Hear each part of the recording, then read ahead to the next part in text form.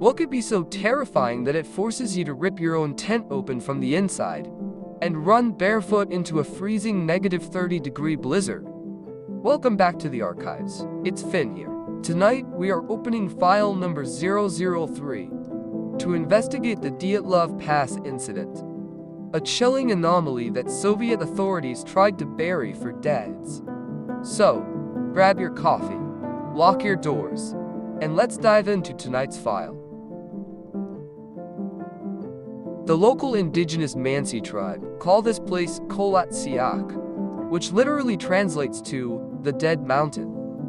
And in February 1959, a group of 9 highly experienced athletic Soviet hikers vanished into its frozen slopes, leaving behind a scene that defies human logic.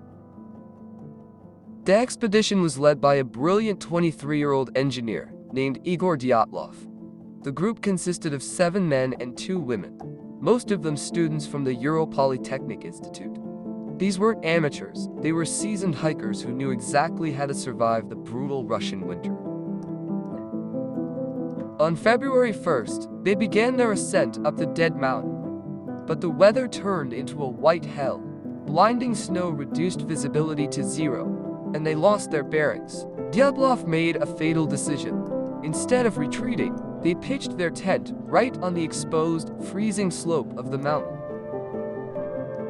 Inside the tent, they ate dinner, laughed, and wrote in their diary. Their last entry was casual, completely normal. They felt safe. They zipped up the tent, crawled into their sleeping bags, and went to sleep. Weeks passed, and no one heard from them. On February 20th, a massive search party of military forces, planes, and volunteers was launched. What they found on that silent mountain shocked the Soviet government to its very core. On February 26th, rescuers found the tent. It was collapsed and covered in snow, but the terrifying part was the slashes. The tent hadn't been attacked from the outside. It had been violently cut open from the inside. Everything was left behind. Their heavy winter coats, their boots, their food, and their cameras. In a -30-degree blizzard, 9 survival experts had fled into the dark night without shoes, clothing, or weapons. What were they running from? Following the tracks, rescuers found footprints left by people wearing only socks, a single shoe, or completely barefoot. The footprints led down the slope toward a thick pine forest a mile away. There were no signs of a struggle. No other footprints, just 9 people walking calmly but desperately to their deaths.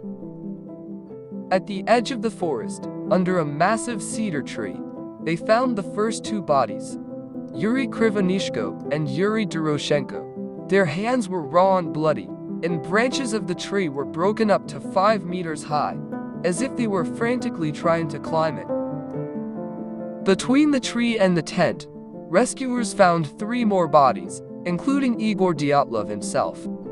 The way they were positioned suggested they were trying to crawl back to the tent to survive. They died one by one in the snow, freezing to death in the dark.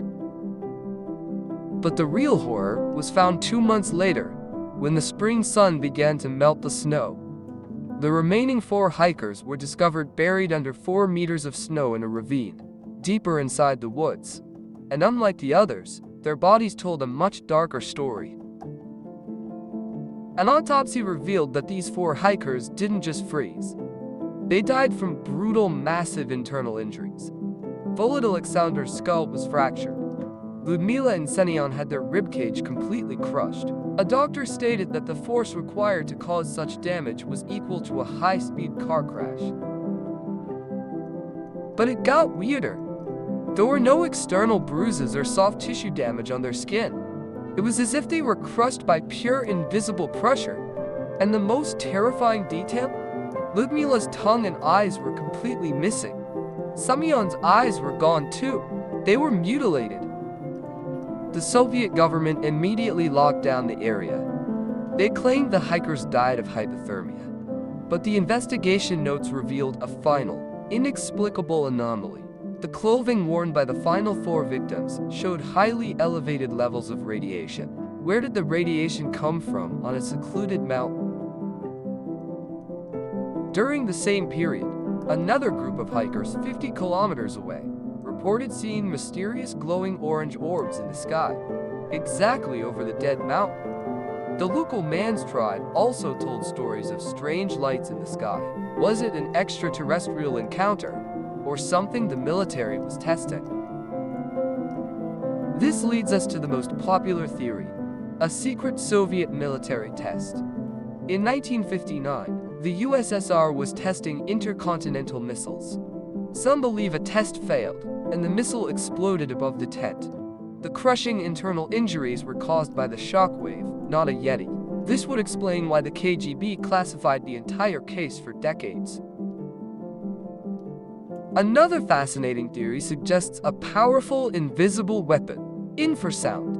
Scientific studies show that unique wind patterns on the dead mountain can generate extremely low-frequency sound waves. While inaudible to human ears, infrasound triggers intense feelings of primal terror, panic, and a crushing sense of dread. The wind itself could have driven them into a sudden madness, forcing them to slice open the tent just to escape the sound. But what about the missing clothes and frozen bodies in underwear?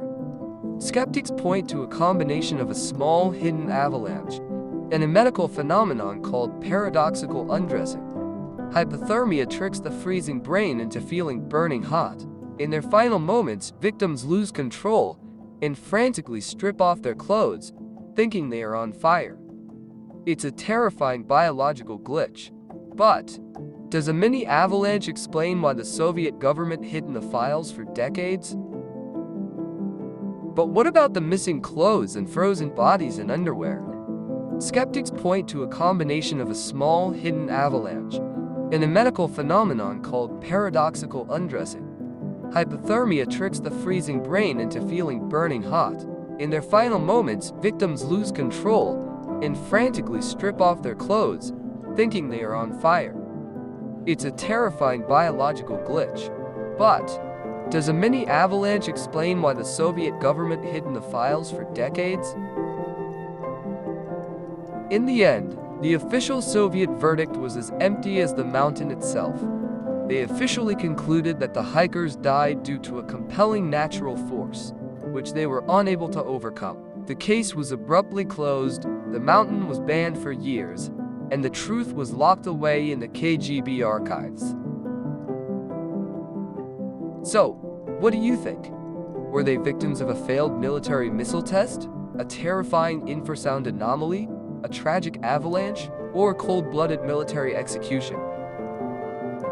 If you're ready to unlock more hidden history files and dark archives with me every single week, make sure to hit that subscribe button and turn on notifications. I'm Finn, stay curious, and I'll see you in the next file. File number 003 is officially closed.